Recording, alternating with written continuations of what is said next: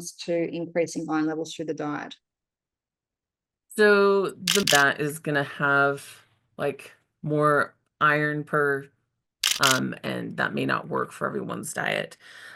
So other foods that are quite Hi, everybody, and welcome to the Kidney Coach YouTube channel. I am naturopath Fiona Chin, co-founder of the Kidney Coach and Kaigenesis, a range of supplements that we have specially formulated and designed for people with impaired renal function. And I'm joined again today by one of my favorite people in the entire universe, the lovely, the wonderful, amazing Lindsey Zirker. Lindsey is a brainiac, and as well as being a brainiac, she's also a renal dietitian, and she works alongside Jessie Anna Seville at the Kidney Nutritional Institute over in the USA. My friend, tell me iron. Let's dive down the rabbit hole. What do people with chronic kidney disease need to know about this amazing mineral? Well, kind of, I think the thing to start off with, which is what I was mentioning to you right before we started, is that iron and anemia, they're very much linked, but like there are separations in kidney disease. Mm. And I think that's really, really important for our people with kidney disease to understand, because um, anemia isn't always caused by an iron deficiency, although it often is. Mm. And also that iron deficiency isn't always caused by just not eating enough iron in kidney disease, also. And so I think it's important to understand that. And I was thinking about iron earlier today, and I was like, I feel like iron is like someone that has really, really extra controlling parents. Like, right? Because the hormones, we've talked about this before with minerals, a lot of times hormones are running the show. They are determining if this nutrient is going to get absorbed, how much is released into the bloodstream, how much is going to be stored. And with iron, I feel like that control is even tighter. And it's just like parents saying, no, you are grounded. You will stay in your room. The iron's going to stay in storage. No, you cannot have friends come over. No more iron will be absorbed.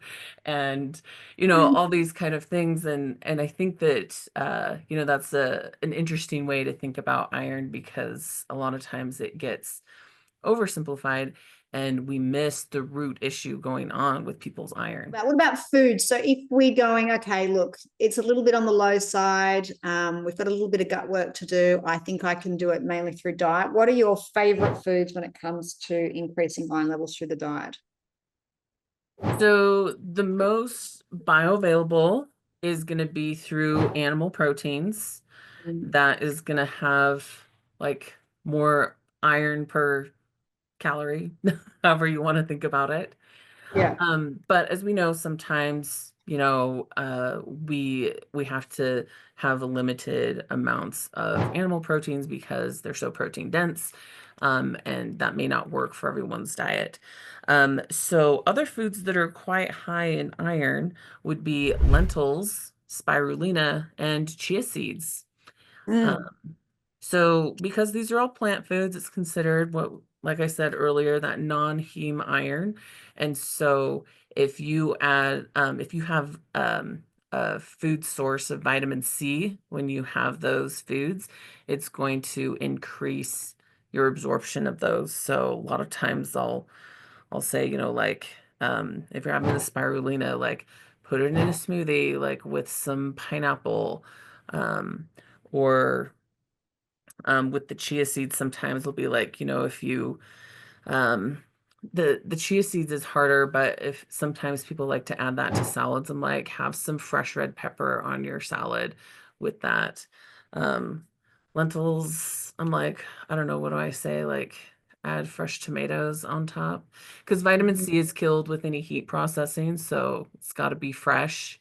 Yeah. Uh, we don't want to just tell people have a glass of orange juice, because the nephrology world would collectively have a heart attack. But um, yeah.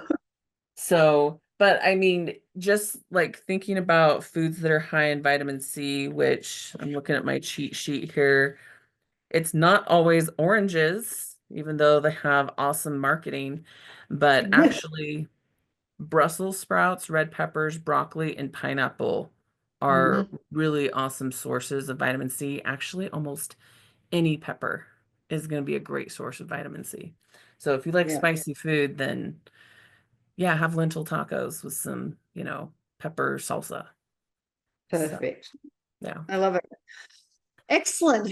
All right. What else do we need to say about it? I know I will just say in clinical practice, if I've got a patient, and this isn't related to kidney disease, but with chronically low iron that cannot be palmed off with heavy periods and things like that, 9 times out of 10, parasites or food allergies. So I find microbleeding in the gut is the biggest cause of long-term chronic low iron. Food allergies actually being number 1 and parasites being number 2. And once you take the food allergen out, generally it will be dairy. Dairy loves to cause microbleeding in the gut, as does a gluten sensitivity, not necessarily celiac disease. Take those out and do gut healing. You'll find the iron will go up by itself.